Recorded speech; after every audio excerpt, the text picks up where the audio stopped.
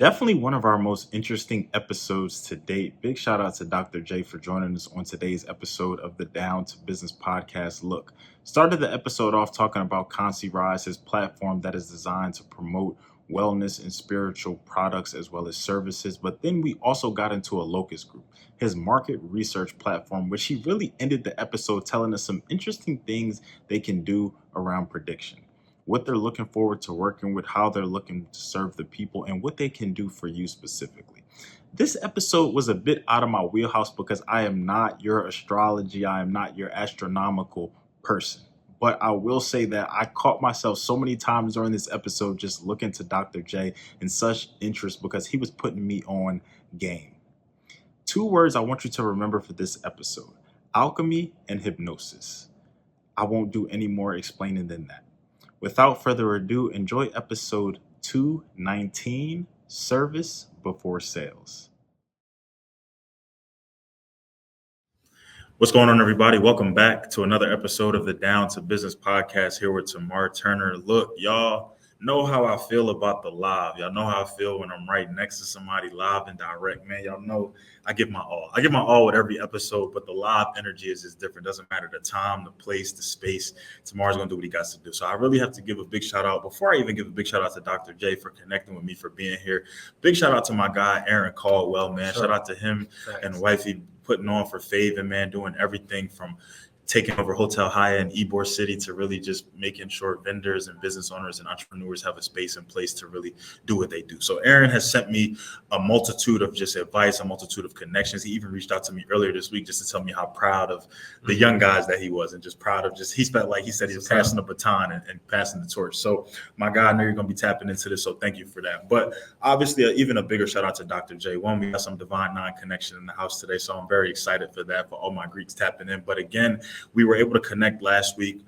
Quick turnaround time. You know, we hashed out some things. We figured out the schedules, and now he's here sitting right next to me. But I'm very, very, very excited to tap into what he's here to talk about today. You know, I feel like it's something that everybody may have an opinion. Everybody may have read up on, have information about it, some capacity, have come across. You may even know somebody, if not yourself, that's passionate about this. But very excited for him to break down why he really got into what he's doing, what he's really doing, and how you can even be a part of it, how he could be a resource to you. Before we get into that, though, how you doing? How's everything on your end? I'm good, man. I'm happy to be here. It's a pleasure. Thank you for having me. Absolutely not. Thank you for taking the time just to be with us, as I said. So one, I know that we're going to have a lot of people tapping into this interview. We're going to have probably some mutuals in Aaron and maybe some people who have come across our profiles. Thanks. We're going to have your side tapping in. We're going to have my side tapping in. But we're going to have some new people tapping in just the same. People who probably know nothing about us. People who may even be on the IG Live but want to kind of find out more, want to follow along the journey. So can you just do two things for me? Can you, one, tell me what brings you on the Down to Business podcast today? Well, I said that out of order. One, tell me a little bit about yourself. Okay. Two, in that, also tell me what brings you on the Down to Business podcast today. Yeah. So just a little bit about myself. My name is Dr. Jonathan Locust Jr. Everyone calls me Dr. J.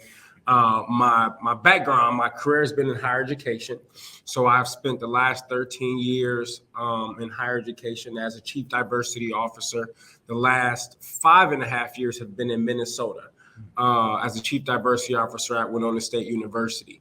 And I really got to the point to where as I was on that path of becoming a university president. So I was really close. We were doing a lot of things with Black success, Brown success, making sure students were successful. I even told you one of the things I did was I brought a Black barber to campus, had students getting chopped up, had the tutoring services there. So we did a lot of wonderful things. But as I started to then really progress, I realized that that's not really what I wanted to do. And, I started to then, so I had this thing happening, but then also when I was out there, I learned a lot from the indigenous people. Because, us as Black people, we don't really know our country of origin, right? And then the way education is taught, it's taught from slavery on out, right? So there's a lot of things that are disconnected from our past, our country, that other people do have. For sure. So I was working with one of the indigenous brothers, Osheti Shakowin, one of the elders out there. And he's telling me about the star system their people come from. So I'm like floored. I'm excited.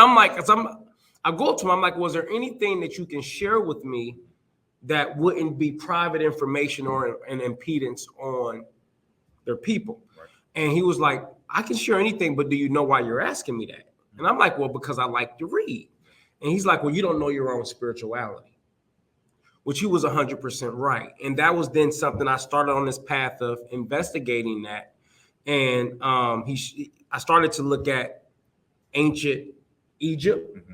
And as a lot of your viewers may know, before Egypt was Egypt, it was Kemet, right? And that was the epicenter of spiritual, metaphysical knowledge. They were invaded by the Greeks. The Greeks took all of their spiritual knowledge and it became Greek mythology. So as I started to study all of these different things of the celestial connections that we had with people, and a lot of those things that have been forgotten, especially from a mainstream Christianity perspective. My father's a Pentecostal bishop. So just how I get up, I know the type of framework, and that framework does leave out a lot of historical, spiritual context that I believe could be helpful to Black people, myself. So that was one of the reasons that I then started to quit my job, and I started a company called ConsciRise, which is a platform for spiritual wellness services and products. And as I became more spiritual, I started to understand that because there's no platform that actually vets practitioners, people get scammed. And your viewers may know about the Miss Cleo scam. That was over $1 billion of scamming people. The USPS, which was just even recent, the United States Postal Service scam, 1.2 million people impacted, $175 million. So I started to just see the impact of not having a platform where people could actually vet practitioners for spiritual wellness. And that's what I've been focusing my time and energy on. Okay. So that's kind of the first question. And the second question to answer is like the why. For one, we shout out our brother, Aaron Caldwell, solid. And then I saw the wonderful things that you were doing, the Divine Nine connection. And I'm like, if there's a way that we could then partner, collaborate to then share each other's stories, other platform, that way we can progress and share each other's messages, which I really support what you're doing. I wanted to be able to do that. Absolutely. Yeah, because even then, when Aaron made the connection with us, I started immediately going through the content, just seeing what you were doing. And we were really in the same space. And when I say the same space, I more so mean connecting with people in this field, connecting with people in the industries, connecting with those real life experts, those practitioners, as you said, those people who could then be vetted. And I love that you even spoke to about why you, or what more so propels you into this, because a lot of times I'm so interested to hear about origin stories, about why the name came about, why you did this, why you did that. You talked about quitting the job and leaving. You talked about how one conversation not only propelled you into this, but it transformed just your mode of thinking. What you were, having that conversation with that elder, he was absolutely right, because to hear that you don't know your true spirituality, everybody might not take that the best way. You know what I'm saying? Everybody may want to call him wrong and say, well, how are you going to tell? Well, that was the first level of ego. Like, well, who are you talking to? What I'm saying? I'm like, but the intention was pure. For sure. His intention was pure and he was authentic. So when somebody's right, they right. Mm-hmm. No matter how the message was delivered. So he was absolutely right. For sure. And I love how, with that, though, there's one thing to have a call out, but there's another thing to have a call out, but then have an action follow behind that. Somebody could have easily told you that. You could have been like, man, okay, cool, whatever, kept doing what you were doing. But the fact that you were like, I know he doesn't mean this from a place of malice, a place of harm, but more so introspection. Let me do some reflection about myself. I'm not perfect. Even us being raised how we were raised. God bless you. God bless you. Allergies could be totally different. You know what I mean? Like I was raised Christian. Yes, sir. But at one point I was in a Catholic church. I went to a Catholic high school. My main church, my home church, is non-denominational. So you get a little bit of everything, but ultimately the framework remains very similar through all of that, even going to Catholic schools. So one of the things that stood out to me about what you said, though, was the quitting of the job, the taking of that leap of faith, the really starting of ConsciRise. So when you made these decisions, when you got to the point where you were like, okay, I'm ready to go all in, I'm ready to just, guns a-blazing, was there any apprehension?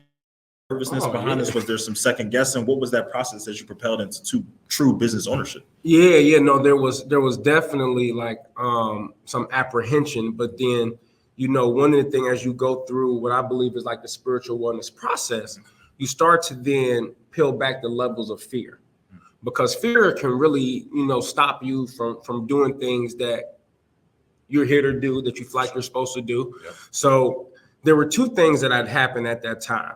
One of them was for my birthday, I ended up having a past life regression. And for you who may not be familiar, a past life regression is when it's a process of hypnosis. And it's where the unconscious mind is connected to the conscious mind, and you can then experience memories from previous incarnations. And I had this experience that was not only one of the most profound experiences that I ever had, but it also really shifted my frameworks, that when I left that experience, I saw the world completely different. Because not only did I have the experiences from this life, I was able to have the experiences and all the emotions that I had from that previous life. So I was able to really understand, if I don't do what I'm supposed to do or what I feel impelled to do, then there could be a life of being stuck. And in that life, I was very, very lonely. I didn't have any family and friends, but I needed to learn. I realized I needed to learn loneliness in that life. However, so I have that experience that has let me know. So I'm having these metaphysical realizations. And then parallel to that, I'm having dreams and I'm interpreting my dreams. So I have a process of kind of interpreting my dreams. What do they mean? So whenever I have a dream, I write down the details. I meditate on my dreams to understand what they mean. So I was having these dreams, so I'm recording it. And I started to then see, okay, that there were just things that I was, of course, worried about. Having a family, 2 children, a wife, a nice 6-figure salary that was really well. And then we wanted to move to Tampa and build a home. So there were all these things there. But as I started to then think about, okay, these are the things that I could start doing and the steps that I can start taking to then alleviate that fear. So one of the things was money, right? That was a fear. Right. So then the question become then, how can I then create a process to where I can start getting paid? Yeah. So I then worked out with the institution I was working at, Winona State, that when my position officially ended, the following month a consulting contract started. So then I was able to then, of course, have those funds to then do, and then with other stuff. So it was just, what I learned is you just take a step of faith. And in each step of faith, you're also, what I believe, expanding your consciousness, because there's a removal of fear from your vibrational aura. So then as I just kept making those steps, I've gained more faith, I gained more momentum, and I'm less fearful than I was about some of those decisions that I made in the past. Okay. That's, that comes with a lot, in my host of business owners and entrepreneurs and creators who I've talked to, that's always been that step where they can say it plainly, but there was a lot in the mental that was going on. There was, as you said, you had a whole setup, but the setup was also pertinent to your responsibilities. As you said, 2 kids, wife, family, the household, the having to be the male figure in there to make sure everything is handled. So to think about all of that security, in a sense, to think about that foundation, and to think about altering that or changing that, that could bring about a lot of just, is this really what I want to do? But at the end, I think what truly prevailed was that you recognized that this was something that you needed to do if you truly wanted to, 1, tap into your full potential, but also 2, live the life the way you wanted to on your own terms. And I think that that's so important. Oftentimes we get so caught in this trap or so stagnant because things just seem to be working for us, or things just seem to be paying the bills, or things just seem to, okay, I can get by, I can make it another week. But, if you really start to step into what you really want to do, or what you really love, or what you're really passionate about, you could find that you make it for weeks on end, you make it for months on end. You don't even start to, there are going to be some struggle periods. There are going to be some, life is just not going to be a walk in the park. It never is. Even when you're working that stable job, even when you have that foundation, there are still things that come up. Life happens.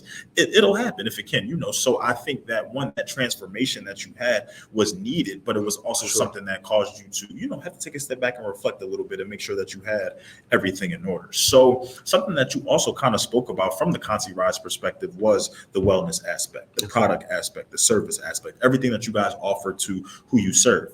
When you got this off the ground, when you were building things, when you were truly making this a business and a brand, was that all encompassed from the beginning? Did you start to add different things as you kind of moved and gained experience, or was this kind of your mission and your plan all along from the get-go? Well, no, it wasn't my plan all along. Like I had shared, the goal was to then I started to see a problem as I started to then, I would say, expand my consciousness, progress spiritually. So all I know is that as I became more spiritual, I just wanted to be around more spiritual people. I wanted to talk about what I consider high vibrational things. And I just knew that in the environment, even as a university president, the things that I would have to deal with are just not always high vibrational things. So it was for me about just knowing the type of environment that I wanted to be around, the type of people I wanted to be around. And I knew that there's a certain type of people that can allow me to help me to be able to progress. So I had this inkling of that I wanted to actually start a company. But then there was one part of it then that I want to mention is that I was also able to see what a successful example looks like. We mentioned the Divine Nine Connection. I'm a member of Iota Phi Theta Fraternity Incorporated. One of my fraternity brothers from my chapter, Beta Epsilon, University of Cincinnati, started a company, solo funds. They're in the process of raising tens of millions of dollars. So I've been able to see also a pathway of success of when you leave a good paying job, but you grind, there is a pathway of success that you can actually end up having. So for me, it was being able to understand what are those things that I needed to then start to accomplish to then start knocking out those steps. So the first one was, okay, kind of the technology piece. To do a two-sided marketplace, I had to actually hire somebody to do that. So one of the things that I didn't mention is as soon as I have another company called the Locust Group, which is a market research company. And that's really what really funds all of this. And some of the market research that we do is we predict jury outcomes. So we do very, very, I would say, intricate market research to where we can pretty much predict anything. And I can give multiple examples if needed. So that I knew I liked that, but that's not what I love. So that has been really the pathway for me to actually be able to fund ConsciRise. Then I started building out kind of the platform, the technology, but just kind of an MVP or a minimum valuable product, because you don't want to put too much money into building something that is in your head. You're building it for users. So then I just started the process of, okay, I needed practitioners. So I was then able to find, I would say, different systems and technologies that I could use to then get practitioners to then start notice who we are. And then as a two-sided marketplace aspect, started then sharing, because as I mentioned, since there's so many scams, a lot of the practitioners have an issue building trust in the market, right? So as somebody who's offering Reiki, they have problem marketing and trying to offer somebody who's offering hypnosis, human design, all of these astrological readings, they have these different issues. So then I started to then say, okay, what are ways that we could then be of service? Because I believe that we should serve before we sell. So then how can we be of service? So then what we started doing and what we are doing is for people who are going through a tough transition, any type of transition, we're offering a complimentary transitional support session. And that was one of the ways we don't take credit card. It's not even about that type of time. We just want to be able to then be of service to that person. And it's a win for us if when we talk to that person and they feel better than they did prior to, it's a win for us. And that's a way that we've been able to be of service, help. And then a part of it, after we've talked about whatever they want to discuss, we do share what ConsciRise is and some of the service that we offer, and maybe they want to connect with a practitioner. And if so, then we then be able to facilitate that. Service before sales. I like that. Hey, that's gonna be the episode title. I like that. We're gonna lock that one, and that's why I started looking around. Y'all saw my eyes lock in a little bit. I said, yeah, he just dropped the gem on us. But that's important though, because I love the idea that a lot of companies that I've talked to share this same mantra and the same mindset and the same, a lot of times we see these big brands or we see these influencers, we see these social media, these gurus, these marketplace people, and we always don't necessarily feel that personal connection, that personal, just that I can put a face to a name. I know that, hey, when I'm talking about ConsciRise, I know we're talking to Dr. J. And a lot of times with these bigger companies, with these even more so companies that you can kind of like franchise and stuff like that, you find that you don't know who you're talking to. You don't know who these people are. You just know that they're trying to make a buck and they're trying to, obviously they may in some regard want to push a message forward or do something like that. But ultimately, a lot of times it boils down to they had some funds together, they put it all together, and now they're trying to make some money to outpush it out there. But something that I want to kind of highlight and speak to that you kind of mentioned a few times now are the scams. Now I know within any industry, there are scams. There are scammers going on right now. I'm from Philly, so I know it through and through. Yeah. So that y'all, I ain't blowing up by cover, but y'all know what y'all do up there. But so do you think that there is anything specific that you can speak to as to why this industry experiences the lack of credibility that it does, why practitioners have to go kind of the extra mile to establish that trust and everything? Why are people just deciding to scam within all of this? Is it because of the accessibility? Is it because of all the information out there? Is it a little bit of everything? What have you kind of noticed in your experience? Absolutely. So I would say when you look at, let's just talk about like the latest scam. Okay. The United States Postal Service scam, to where there were people who were targeting elderly people and people with lower socioeconomic status. They were receiving mailers asking if they wanted advice, psychic advice, because they have like these huge winnings and wealth and things coming, if they would send in money. So there were specific people that were targeted, right? So we have the elderly, and then the people who cannot actually lower socioeconomic status people. So that was one of the scams. One of the other ones have been like the Miss Cleo. I don't know if you remember Miss Cleo. So refresh my memory with that one, because that name sounds familiar. I feel like once you start talking about it, it'll probably jog me. So it was a black woman, a Jamaican woman who was who would be on TV, that would be talking in the accent, and she was actually an actor too. So that was one of the things that they found out. Okay. But she would be talking about how she could help provide all the answers to the questions that they need, answers to relationships, and people would send in money. And they actually billed over $1 billion over the course of all of that time. So that's really the problem. And so I think you have the people, a genuine interest in this. Right. And so because there's a genuine interest, and there's not, again, a way that people can actually find or even know how to find vetted practitioners, you have a disconjointed market, right? Because even if you want to know about all the different kind of spiritual wellness modalities, you have to, if you want to find a good hypnotherapist, you got to find a person who does hypnosis. Yeah. You got to find a person who does Reiki. Then you have to find a person who maybe is good at meditation, or a person who does evolutionary astrology. But why not have, again, a place where you can learn about all these modalities, the experts and the practitioners who actually offer them, as well as the aligning products that could be able to help. Gotcha. And to go back again to your question, because everything is so disjointed, people have taken advantage of that. Mm-hmm. And the most vulnerable populations have then been targeted.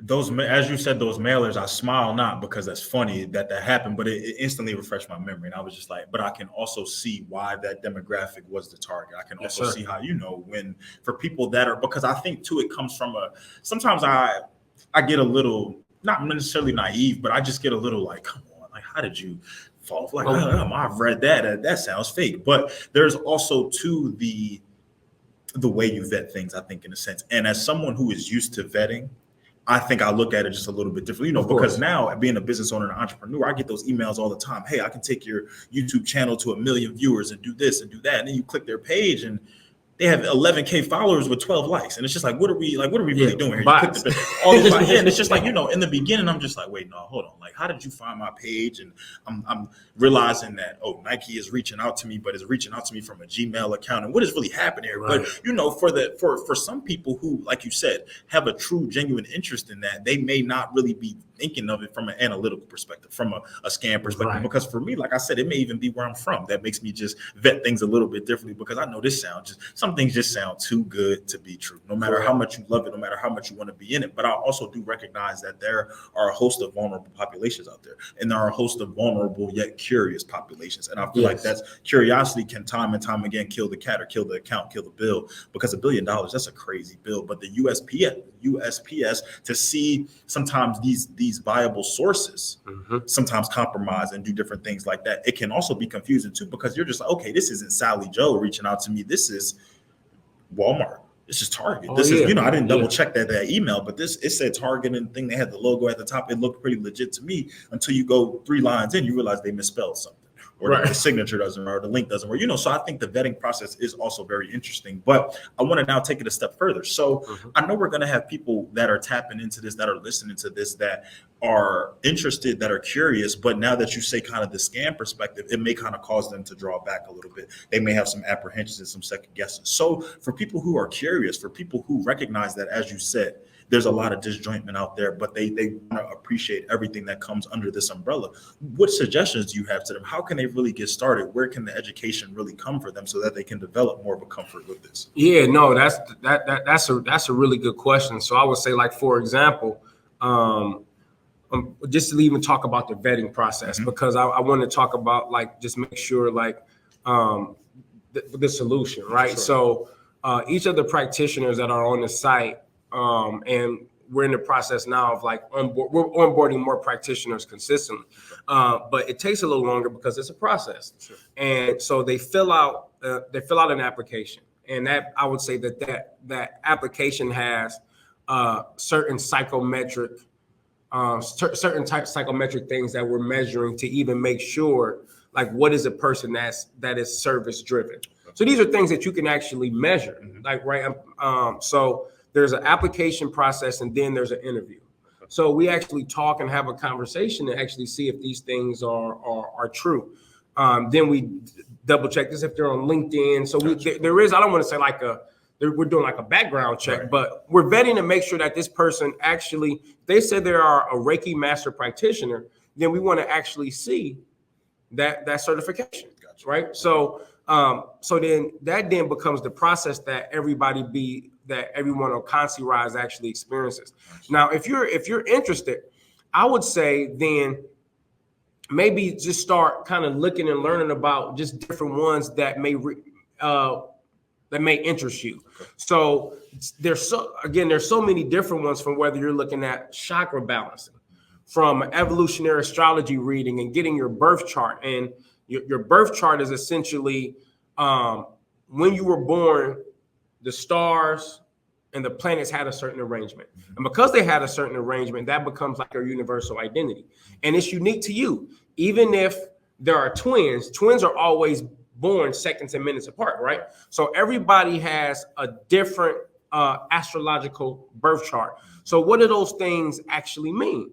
And when you look at the similarities between astrology and astronomy, one of them, well, I don't want to go into a lot of the differences, but you start to see the parallels of, like, these things are true. And even when you study astrology, there are certain reasons as to why astrology is looked at as something that is, I guess, not important. And a lot of it, because, and I've studied this, and I say this as my father being a Pentecostal bishop, the Christian religion had a lot to do with that, of making sure certain aspects of it did not look good, or was not welcome, or was looked at with caution, or with not a good eye. Okay. So I would say just start being curious and start reading about some of the modalities that are out there. Again, like whether it's hypnosis, whether it's human design, whether it's chakra balancing, any life coaching, any of those different things, just seeing what's out there. And on our platform, just like a LinkedIn, the practitioners share their story, they share what their credentials are and why they're doing what they're doing. Okay.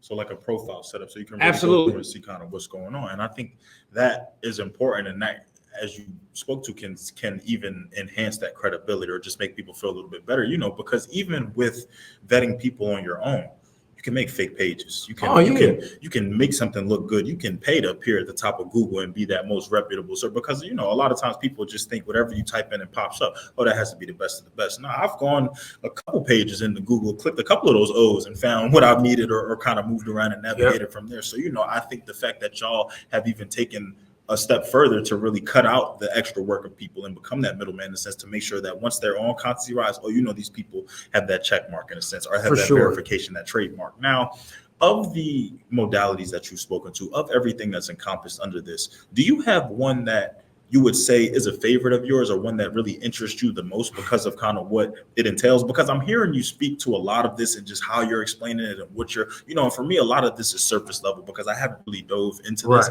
But to hear you speak about it, to hear the depth at which you go into it, and to hear the sense and the knowledge that comes along with it too, I'm interested. So is there one that particularly stands out to you, or one that you place a lot of emphasis on with what you do? So I would say there would be two. The first one would be what would be called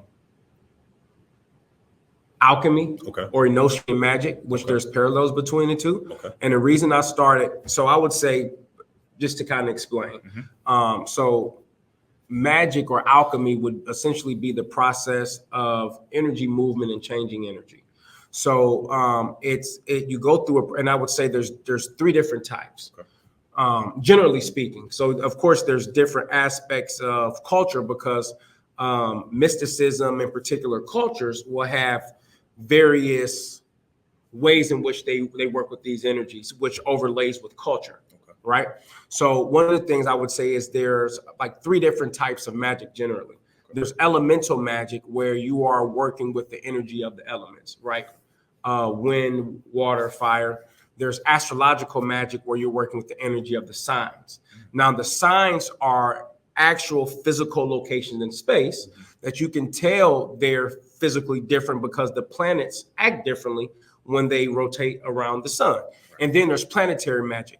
And you really go through a process of making sure your vibration is of a high vibration, that no matter what happens, you can still respond in a high vibration of love.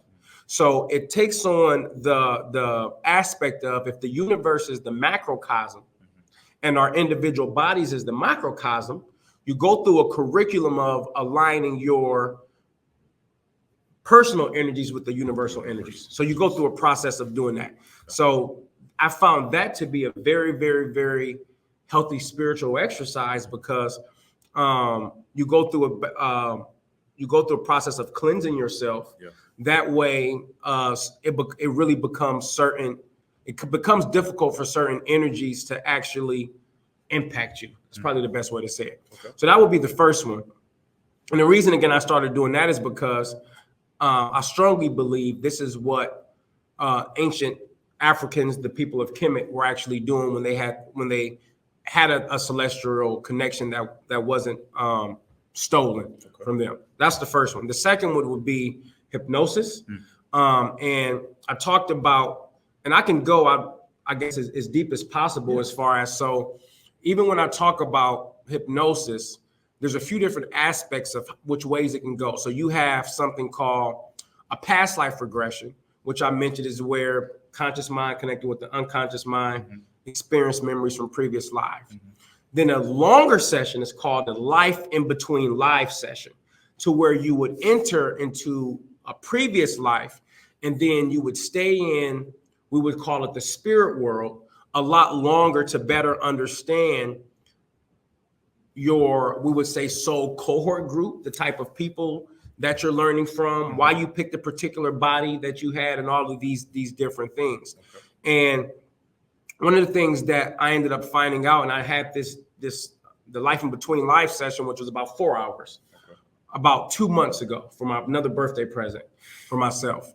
And what I found out was I was an indigenous warrior we were fighting the British soldiers for encroaching on our land. And long story short, because I can to kind of get to finish it, I realized I had 2 daughters in that life. There was a lot of us in our tribe. They had technology guns. They killed a lot of us.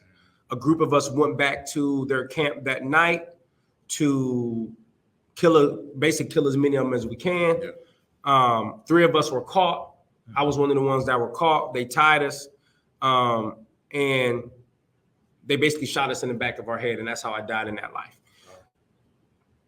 From there, I ended up basically descending. So basically, when you go through the process, you ascend upward, and then as you move higher and higher, you typically will feel those more heavier energies become less and less, because you're moving further and further away into another metaphysical environment. When I ended up getting there, I really started to then understand the aspect of, I would say, my personality and who I was, because at this time I've had the experience of the indigenous life, the life that I had as a corn farmer, that was my second life, and then this life.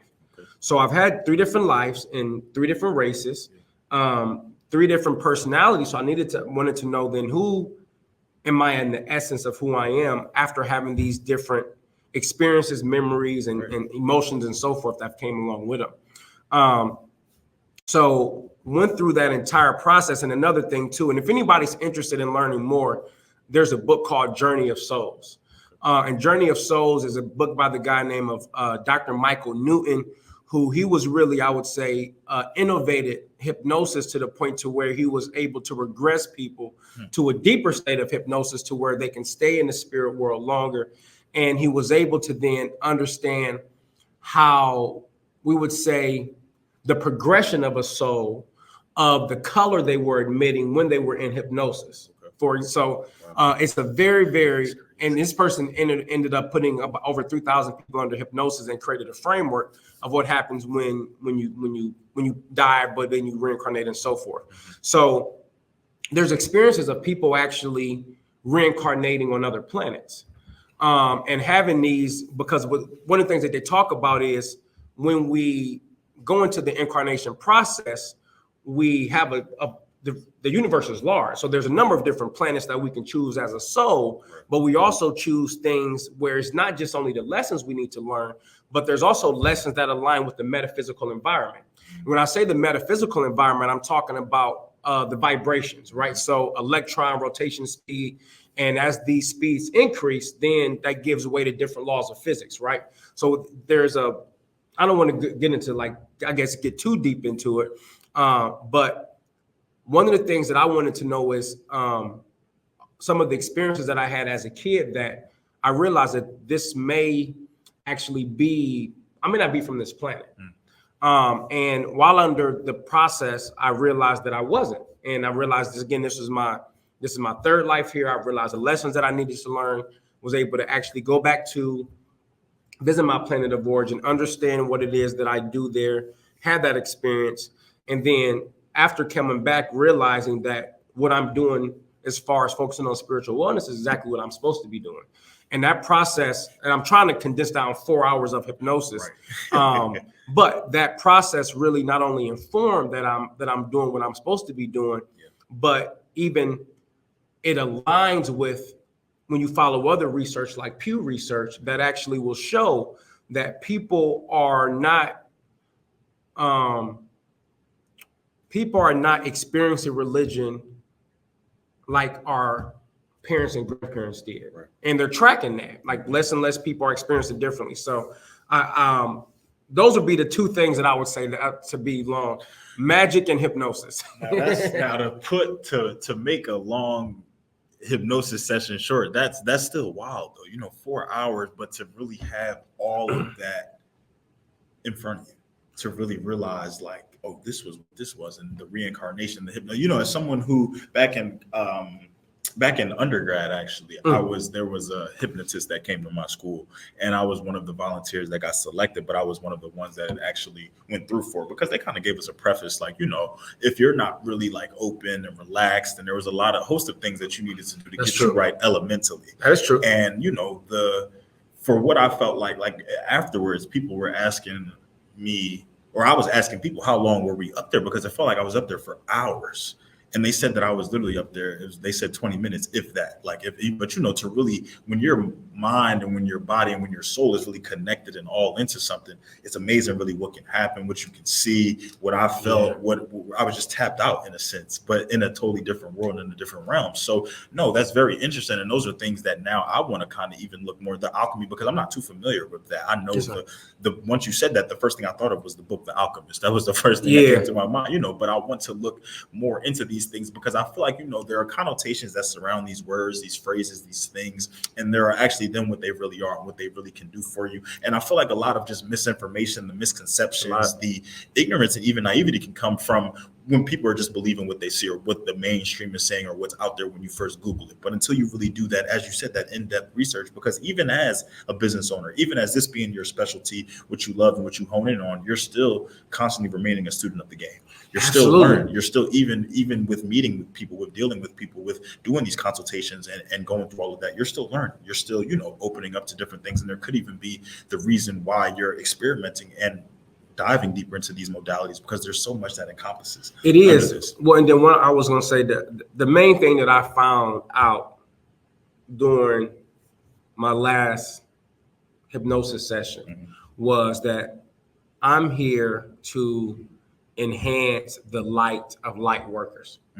So people who are doing high vibrational work, I'm here to enhance that. Okay. So the starting point, just as I'm doing what I'm doing, is spiritual people who have spiritual gifts that they have to offer, but they have a difficult time marketing and finding people that they can actually do it to.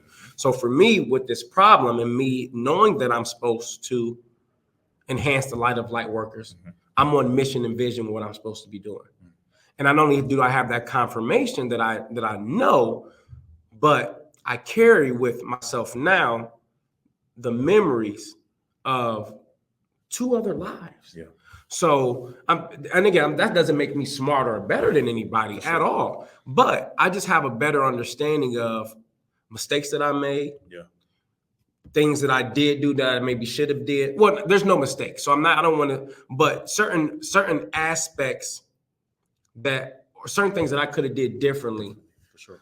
So now that I have that information, I am now more equipped to be able to navigate the challenges and difficulties of this life from having the knowledge and experience from those other 2 previous reincarnations. Got you. Okay. Yeah, that's, man, to hear, this is like, it's really just like mind blowing, but eye opening at the same time, because it's just like when you really start to be diligent about things, be cognizant of your surroundings, and recognize how this, as you said, even 2 twins are going to have a different astrological structure, astrological birth chart is going to look totally different, and to really realize how those planets, that positioning, the axis that it was on, the rotations, what time of day it was, everything that was going on, how that all plays a part and shapes who we are, what we can be, our life experiences, and so on and so forth.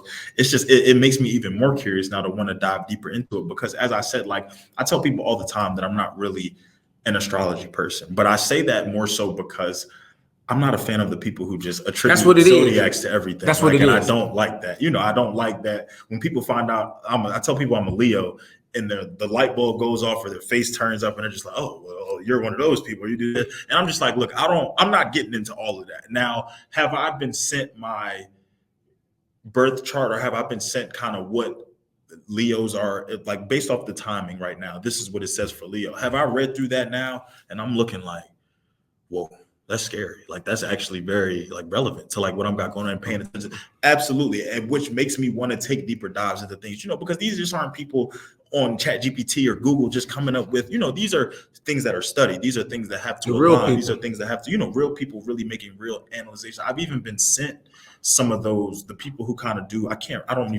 they the Reiki masters? The people who kind of do the cards, the Reiki masters? Oh, tarot? The tarot. Yeah, tarot readers. Okay, we got that too. We got tarot too. We got real tarot people. So it's just like, I think about all of that, and I think about how some of these people really are real life making analysis, and like you said, have been vetted, have done this time and time again, know what they're doing, are diligent about it, and have really been able to change the lives of others. And it's really just amazing and exciting to see the potential that comes with all of this. So with potential, as I speak to, with just a futuristic outlook and a perspective, what's next? What does, as you said, you are involved in a host of different things, from the market research side of things to the ConsciRise side of things, to just even still remaining a student, still remaining that sponge, and still even educating and learning yourself. So for the people who are tapping in, even down to business now, following you along this journey from here, so on and so forth, what can people expect? Is there any new services or products that you're looking to kind of debut or experiment with now? I asked this question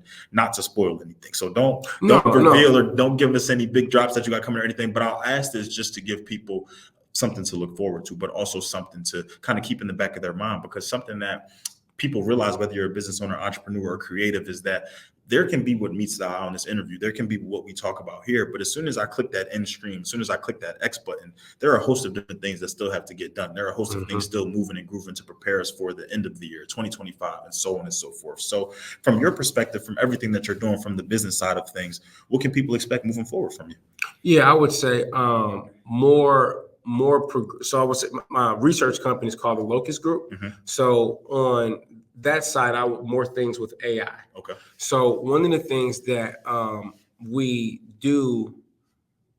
Okay, so let me take it back a little bit, because I like to explain kind of the origin. Yeah. So some of the work that we do, I mentioned, is in jury outcome prediction. Some of the attorneys started to ask us if we can predict when somebody is lying. What we found is we cannot tell when somebody is lying, but we can predict how they would lie. And how they would lie is all based upon IQ. So then you can then assign personality types and then make predictions on a lot of different things off facial expressions.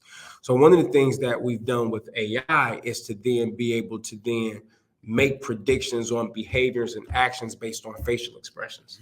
So what are some use cases, right? So what does that mean? So one of the use cases is right now we're working with an investment firm that wants to make sure that they are pairing investors. So if you're an investor and I'm the portfolio manager, they want to make sure that the money that they want to make sure that you're not risky and I'm not too risky, because then we can both lose money. Okay. So they wanted us to basically create a risk profile. So basically assign risk from 1 through 10 to all of the different their different agents and people who are selling, and then understand a lot of aspects of what makes them risky.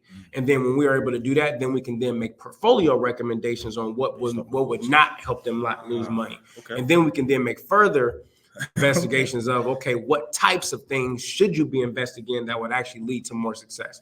So it's called human assisted AI, to where we're building what's called learning and teaching modules, to where we are giving the AI a ton of information and data, and then saying, run particular, and asking it particular questions. Or we're having a lot of data sources feed into one particular AI and then asking queries based on that. So I would say more with AI. I'm in the process of, hopefully the contract will be signed by the time this airs out. But doing some stuff with some state organizations on some AI and training and making sure it aligns with how can AI be used for EEO and pushing forth equal opportunity and things like that. So that's the AI is, I would say, more of an interest because it's fun and it has me, because I would say I'm an academic at heart. Like, I've been in higher education. I still teach masters in strategic communication classes. So I really am an academic. In the AI piece, I work with some very, very intelligent people with that. So it allows me to stay in that academic realm. So that's the AI piece. And then with ConsciRise, that's what I'm really excited about. Eventually, we'll be looking to do a pre-seed fundraise. So we'll be looking to do some fundraising. And then as well with expanding our service offerings, and then we want to start doing events. So we'll start doing events and conferences that are spiritual wellness related. And then the last thing I'll say is we're also paying close attention to the federal regulations in regards to psilocybin, mushrooms, and other types of, I would say, medicines that have been deemed federally illegal. So we are taking a close look on that, because our goal is to really be, whether you look at it as the EPSI, the Upwork of all spiritual wellness, and to be in all of those different areas, from spiritual medicine, from spiritual events, from spiritual services, as well as the spiritual products. So we'll look kind of those as like the kind of the categories that we really want to be able to really help people in and be a service in. That way you can have that one place that you can go that's trusted, that's vetted, and you can actually track stuff too. You can actually see the types of practitioners, what their rating score is. You can read the reviews, just like if you get a microwave, you should be able to see how the microwave is. You should see how your Reiki practitioner is. So we feel the same way. Okay, so basically what I got from all of that is don't be out here lying, because the Locust Group is coming to find out. But that's, I love to really hear that, dude, because as I said, a lot of times we can cover a host of different things in a 30-minute, 40-minute, 50-minute interview, but it still does not speak to what your mind is doing, what you're thinking about, what you're experimenting with, even feedback and reflection. But I always like to just get people to realize that as business owners, as entrepreneurs, as people, we are always thinking about room for improvement, what we can do better, how we can even hone in on things and learn on things. Because, even with keeping up with the times, as you said, AI, artificial intelligence is a monster in itself. But is it a monster that you fear, or is it a monster that you use to your advantage to help you propel and move forward? And that's what I think a lot of times is going to be the differentiation between people who really want to hone in on certain things, or really want to take it that next step to realize, are we going to fear monger, and are we just going to keep looking at what the media is saying and how they're portraying this? Or are we going to Google ChatGPT, and are we going to throw some prompts in there ourselves and figure out how it works, and figure out how we can use it to help maybe curate our content, create different things, get ideas, tweak a resume?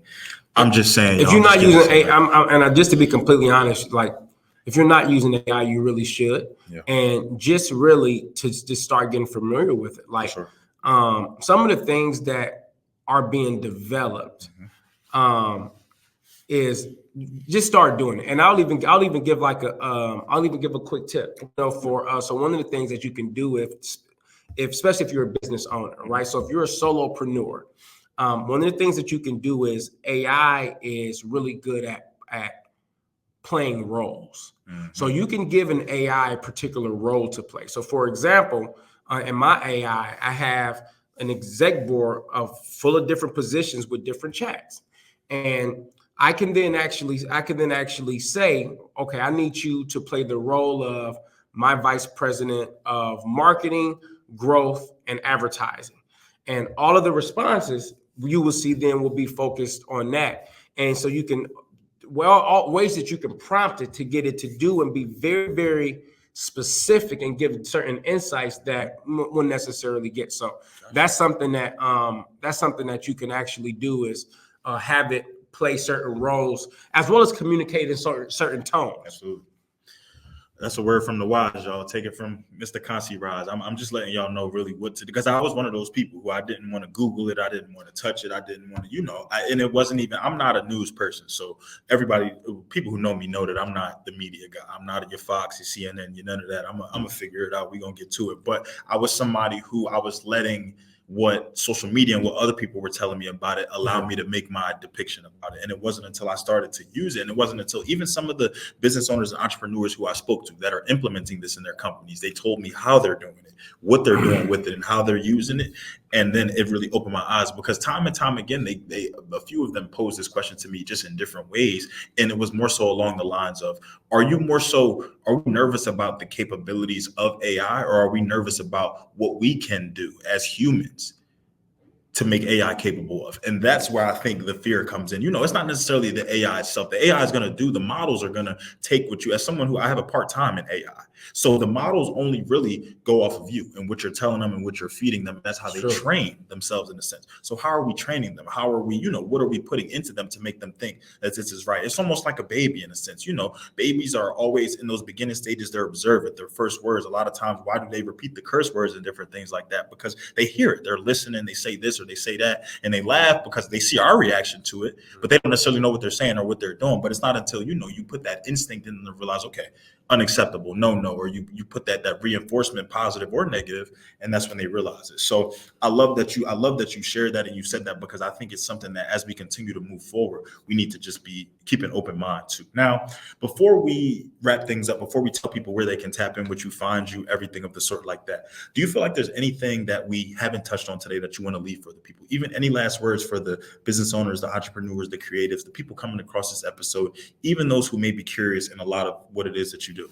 Yeah, so I would just say, the one thing I would just leave that, in any moment of stress or anxiety, closing your eyes and just breathing, finding that peace and that love in that moment is available anytime. And there's just so many times where we just don't take that opportunity. For sure. And when I would say I have a brother, Dr. Moore, one of the practitioners on ConsciRise. Like throughout the day, he will just visualize releasing emotions and things that have built up over the day. So when you start to then think about the implementation of the impact of that, releasing those energies consistently, the vibrations of that actually happening, the impact of what that does to his consciousness, what that does to your aura of sensation, and then how, when you encounter those experiences again, less of an impact they've had because you've released those things. So I would say at any point in time that moment of peace and love is available by closing the eyes and just finding that space.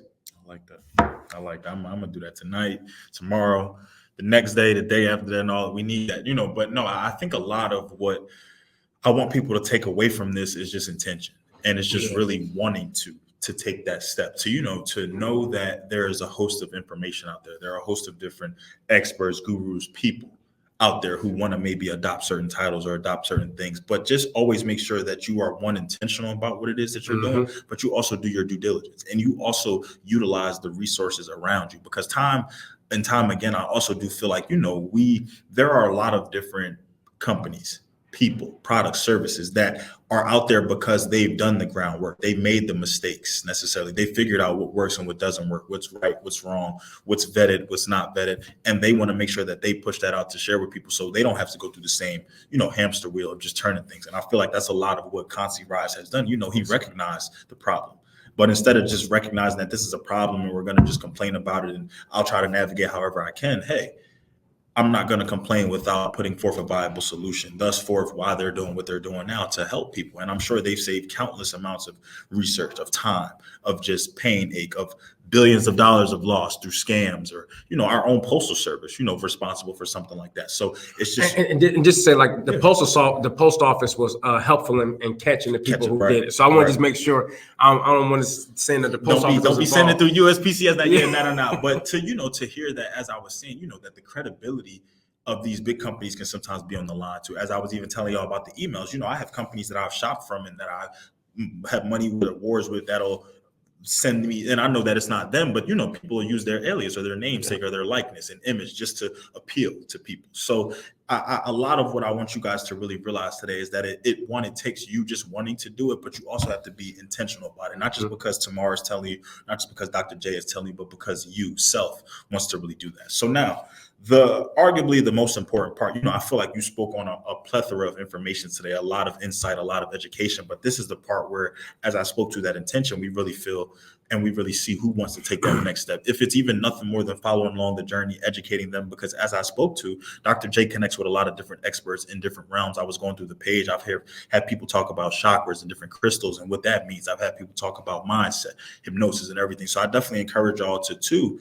explore that and go on. But, obviously he spoke to a lot from wellness, from products to services, and even things that he's trying to implement.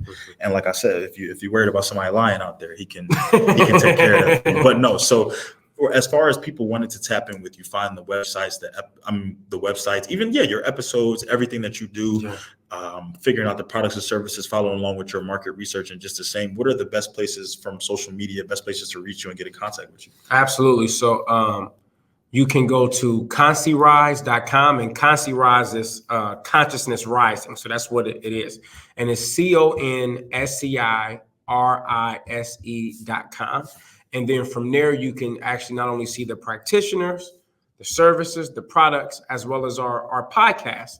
Our podcast is called How We Heal.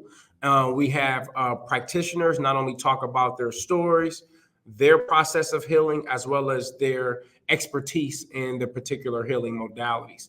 And then that's at How We Heal. That's on Instagram.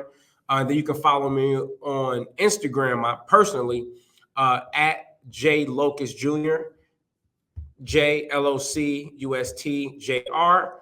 And then if you want to just follow me on LinkedIn, it's Jonathan JONATHAN, Locust LOCUST Jr. Dr. Jonathan Locust Jr. And I'm on LinkedIn. I'm on Facebook. If you put in Locust Jr., you'll find me. Gotcha.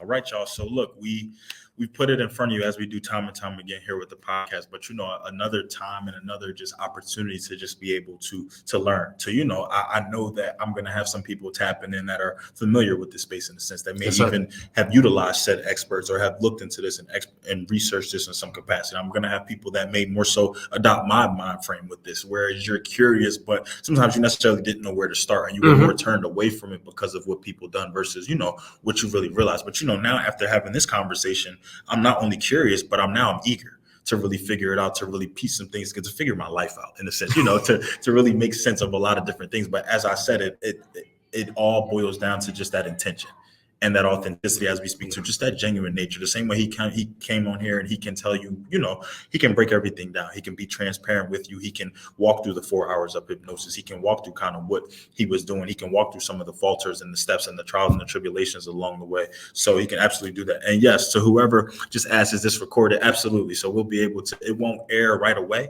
but you'll be able to see this very, very, very soon. But it'll definitely be on our YouTube channel as well. So to everybody who continuously taps in with us, everybody who showed love with us, we got a lot of feedback on this episode. So whether you joined us live, whether you dropped a comment, whether you were with us on Instagram Live or anything like that, I thank y'all. I love y'all. This has been another episode of the Down to Business podcast here with Tamar Turner.